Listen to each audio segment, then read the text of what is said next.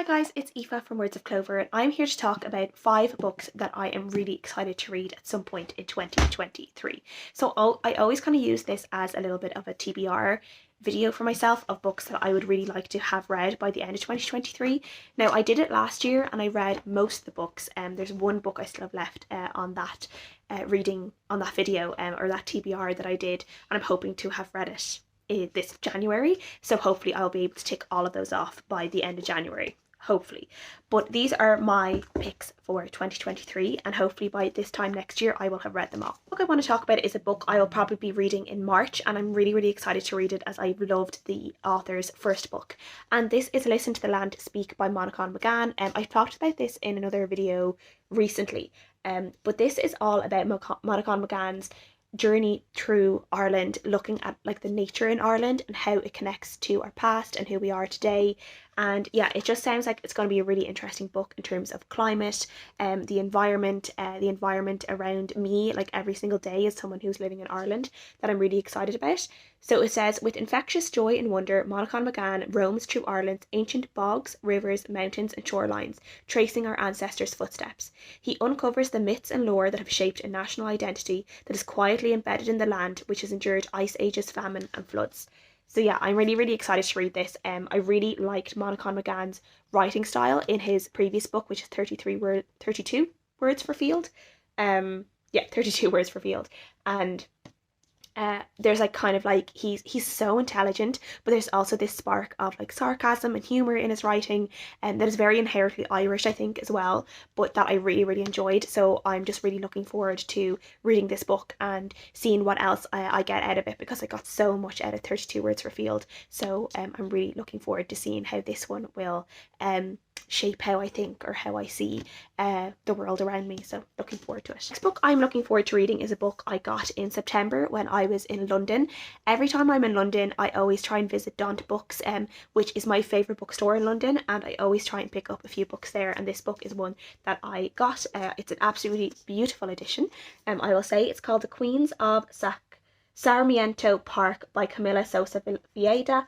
And this one I think is about a group of drag queens. All are in this place, Sarmiento Park, I think in the evenings. I'm not sure if they are prostitutes or sex workers in some way, but they all tend to, I think, like gather there. And I think this is about them finding a baby. Sure, but it says, one evening, Auntie Encarna hears crying in the bushes and wades in to investigate. When she finds an abandoned baby boy, she will hear no arguments. She is bringing him home to care for him.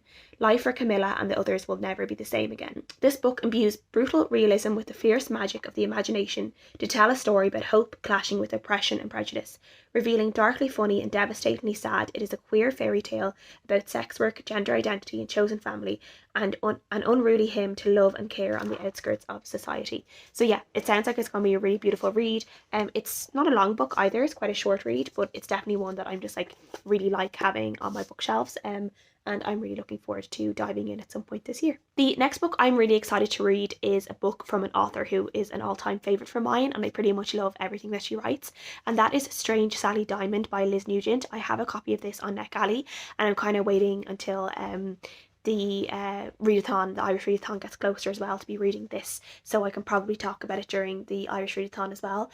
But this is her next book out, and I think this one is about a girl called Sally, and I think she is someone who maybe, I don't know whether she's grown up in a like strange type of environment where she maybe isn't as used to normal social cues or how to be socially around other people, and it says, the tagline of this book is that her father always told her to take the trash out, so when he died, that's what she did. She left him out by the trash, and I think it's something to do with, I don't know whether it's her main carer or the person in her life who has died and now she's left on her own, and she has to I guess figure out how to live life normally in a way, but also I presume, knowing Liz, there's probably a lot of like darker themes around people, about how people tick and how people work. She's really good at making these kind of ordinary, extraordinary, dark characters in her books, and like real twisty turny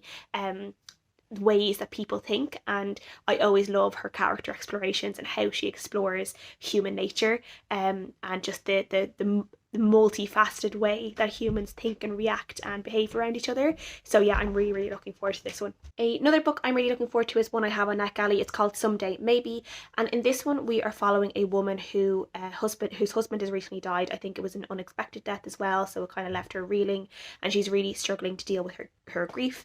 And people around her, like her friends, her family, are kind of telling her that it's time for her to move on, but she's finding it really, really hard to even think about doing that.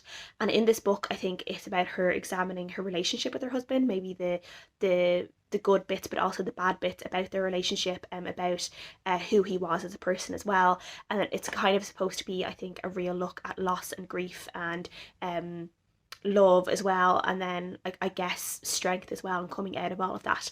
But yeah, it sounds really, really good, and I was really just attracted by the premise of it as well as the cover of the book, and yeah, I'm really looking forward to reading this. And then the last book I really hope to read in 2023 is a book called The Three of Us.